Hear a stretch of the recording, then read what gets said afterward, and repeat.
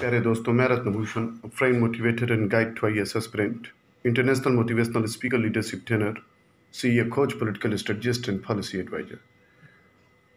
तदिति प्रणपातेन परिश्यने सेवाय उपदिशान्ति ते ज्ञानम ज्ञानिन तत्त्वदर्शिनः।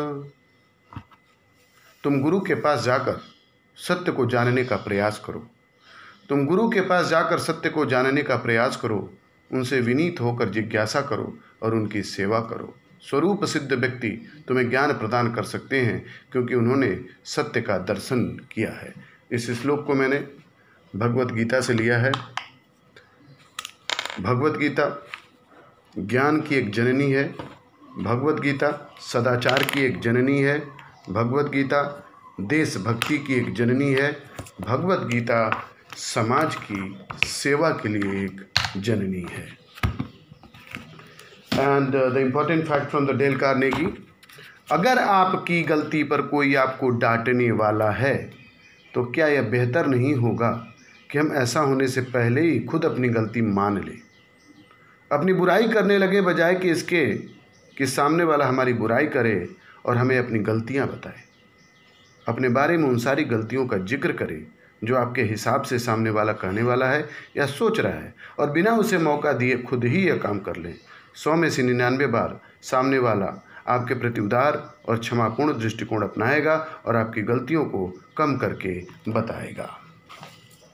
इस तथ्य को मैंने लोक व्यवहार पुस्तक डेल कार्नेगी से लिया था। Most important news of today's source Dainik Jagran, Navbharat times.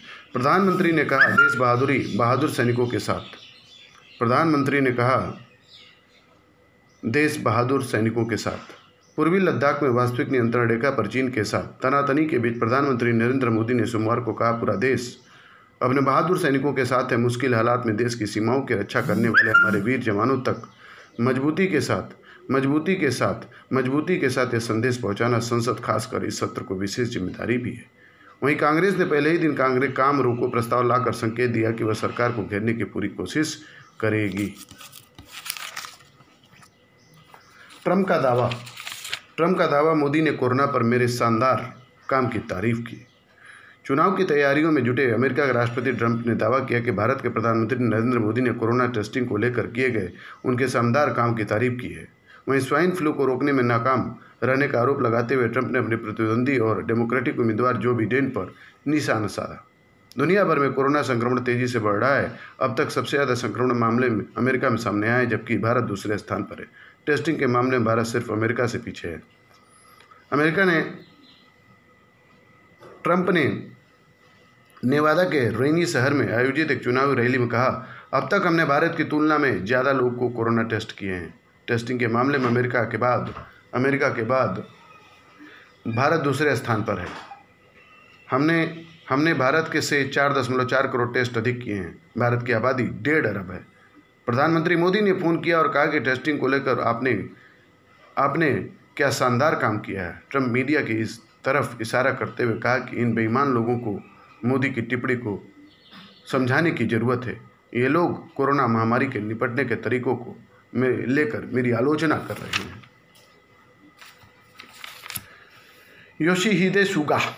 Yoshihide Suga होंगे जापान के नए प्रधानमंत्री। योशिहिदे सुगा होंगे जापान के नए प्रधानमंत्री। सोमवार को जापान की सत्तारूढ़ लिबरल डेमोक्रेटिक पार्टी के अध्यक्ष चुनाव जीता।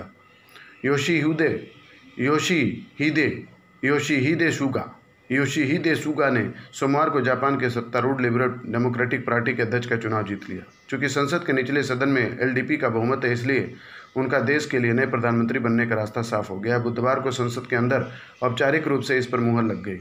वह शिंजो एबे की जगह लेंगे, जिन्होंने पिछले महीने स्वास्थ्य कारणों से प्रधानमंत्री का पद छोड़ा है। वर्ष 2012 से शिंजो एबे की सरकार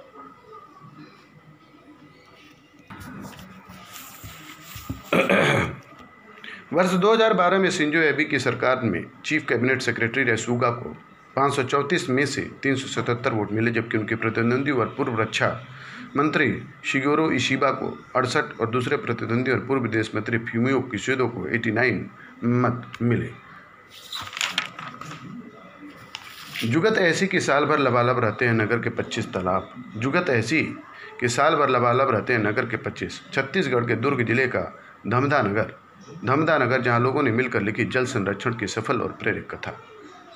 छत्तीसगढ़ के दुर्ग जिले का धमधा नगर जहाँ लोगों ने बारिश को एक बूंद को बचाने की जुगत लगा रखी है। नालियाँ और नहर बनाकर नगर से 35 में से 25 तालाब को आपस में जोड़ा गया है। यह तंत्र कुछ इस तरह कि यहाँ वहाँ बह जाने वाला, खेतों में भर जाने वाला बरसात का पानी अब नालियों से होकर नहर में और फिर नहर से एक एक कर सभी तालाबों में पहुँच जाता है। इस युक्ति के बूते तालाबों में 12 माह भरपूर पानी बना रहता है। इससे धमधा समेत आसपास के कई गांवों में सिंचाई उपयोग के लिए पानी की समस्या नहीं रही। भूजल स्तर भी ऊंचा रहने से पेयजल का संकट नहीं रहा। राजधानी रायपुर से 45 किलोमीटर दूर है धमधा नगर। बारिश के दौरान दूर दराज खेतों में भर जाने वाला, बहकर नदी में मिलने वाला पानी अब नहरों के जरिए 4-5 किलोमीटर दूर से इन तालाबों में पहुंच जाता है। सभी खेतों को नालियों के जरिए बड़ी नहर बूढ़ा नरवा से जोड़ा गया, जो तालाबों को पूरी तरह से भर देने के बाद अतिरिक्त पानी को शिवनाथ नदी में ले जाती है।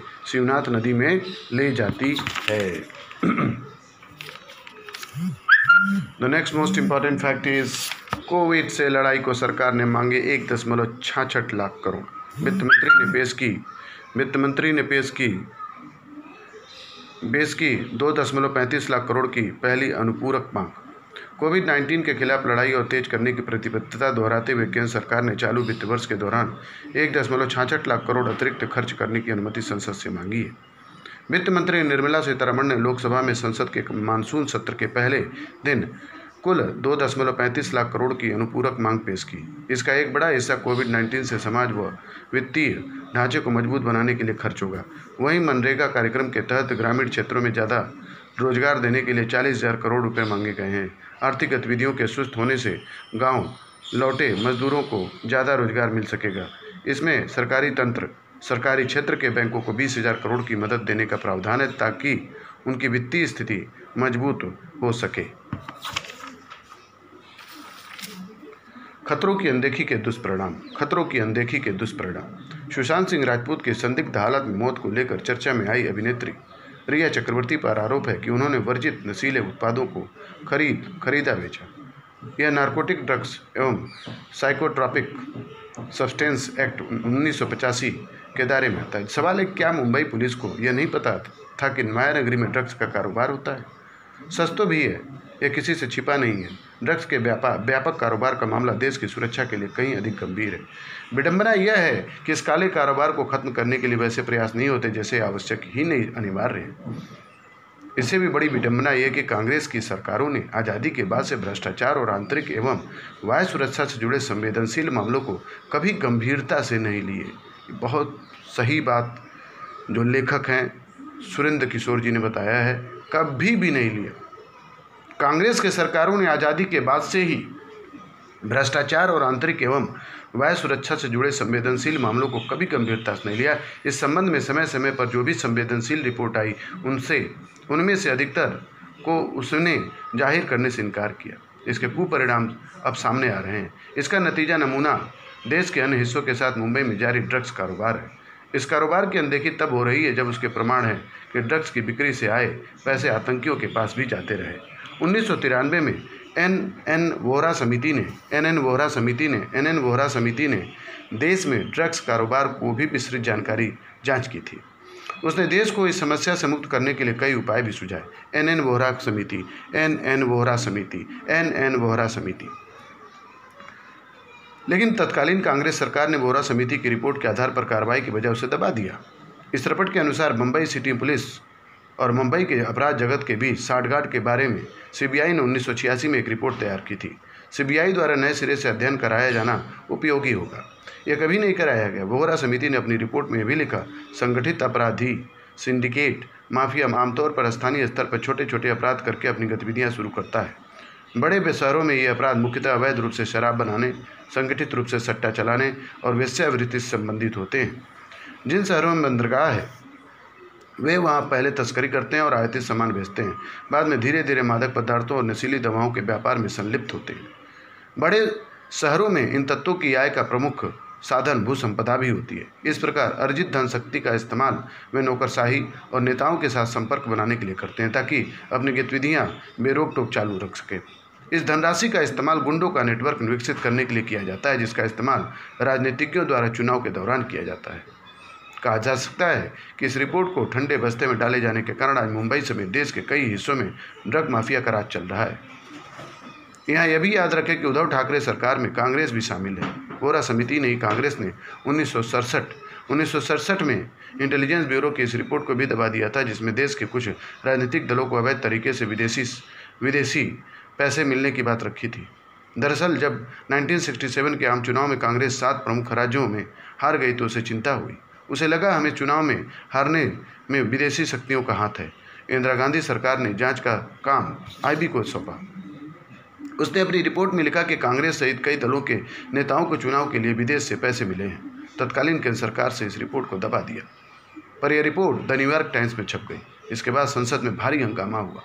कुछ सदस्यों ने रिपोर्ट सार्वजनिक करने की मांग की, लेकिन 1967 में तत्कालीन गृह मंत्री यशवंतराव चौहान ने संसद में कहा कि जिन दलों और नेताओं को विदेश में से धन मिला है उनके नाम जाहिर नहीं किए जा सकते, क्योंकि इससे अनेक दलों के हितों को क्षति होगी। यदि उस समय विदेशी धन पाने वालों के खिलाफ कड़ी कार्रवाई हो गई होती तो शायद उसी समय हालात पर काबू पा लिया गया होता। शायद वास्तव में उसके बाद से ही चुनाव में बड़े पैमाने पर देसी विदेशी नाजायज धन का इस्तेमाल होने लगा था। कोई अपने ही पैरों पर कुल्हाड़ी क्यों मारे, भले ही देश के पैरों पर कितनी भी कुल्हाड़ी पड़े, याद रहे कि उस रिपोर्ट के अनुसार कांग्रेस के कुछ नेताओं ने कम्युनिस्ट देश और कुछ अन्य देश से पूंजीवादी देशों से पैसे लिए थे। 1962 में चीन के हाथों अपमानजनक हार के कारणों की जांच के लिए देश में हेंडरसन ब्रुक्स भगत समिति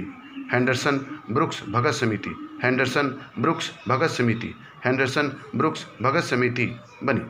उसने अपनी रिपोर्ट तैयार की, लेकिन उसे भी तत्कालीन कांग्रेस सरकार ने दबा दिया, क्योंकि उसके प्रकाशन से नेहरू की छवि बिगड़ने वाली थी। मनमोहन सिंह के कार्यकाल में भी तत्कालीन सेना प्रमुख वीके सिंह ने सरकार को लिखा कि हमारी सेना के पास हथियार की भारी कमी है।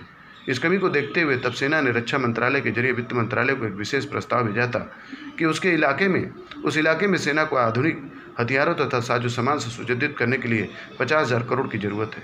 मकसद चीन से लगती सीमा पर भारतीय सेना को मजबूत बनाना था। उस प्रस्ताव को अस्वीकार करने के साथ ही वित्त मंत्रालय ने रक्षा मंत्रालय से एक अजीब सवाल भी पूछा था, क्या कुछ साल बाद भी सीमा पर चीन से खतरा आज की तरह बरकरार रहेगा? कुछ साल बाद क्या हुआ वह दुनिया देख रही है। दोस्तों, पिछले 20 सालों से मैं यूपीएससी आईएएस को गाइड कर रहा हूँ। मेरा जो असेसमेंट है, देश की सीमा रेखा से कोई समझौता नहीं होना चाहिए, कोई समझौता नहीं होना चाहिए। जो व्यक्ति बेईमान है उसके खिलाफ कड़ी से कड़ी कार्रवाई जरूर होनी चाहिए, कड़ी से कड़ी जरूर होनी चाहिए। जीवन के रंगमंच पर ईश्वर कर्म रूपी फिल्म के स्वरष्टा, निर्माता, निर्देशक हैं। हम सब उस फिल्म के अभिनय दल के जीवंत पात्र मात्र हैं। निर्देशक सभी की क्षमता, योग्यता, कुशलता और पात्रता का परीक्षण कर उन्हें अभिनय की भूमिका वितरित करता है। जो सबसे दुर्बल होता है उसे उसी तरह की भूमिका देता है, जो उससे कुछ अधिक बलिष्ठ होता है उसे उससे अधिक क्षमता वाली भूमिका देता है। संपूर्ण अभिनय दल में जो सबसे अधिक ऊर्जावान, समर्थ और हर प्रकार की चुनौतियों से 2-4 होने में सक्षम होता है, निर्देशक उसे ही नायिका की भूमिका देता है। क्या बात है। इस प्रकार कठिन भूमिका से ही उत्तम नायक की पहचान होती है। सहज भूमिका कोई भी कर सकता है, लेकिन जो कठिन से कठिन भूमिकाओं को संघर्ष करने को उत्सुक हो उसे ही निर्देशक नायक की भूमिका देता है। तो दोस्तों, नायक की भूमिका लेना है तो कठिनाइयों से भागिए नहीं,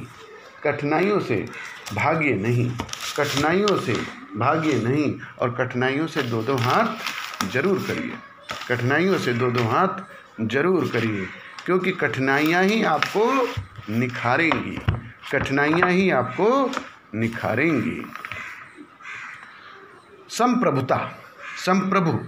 संप्रभु शब्द का आशय है, भारत न तो किसी अन्य देश पर निर्भर है और न ही किसी अन्य देश का डोमिनियन है।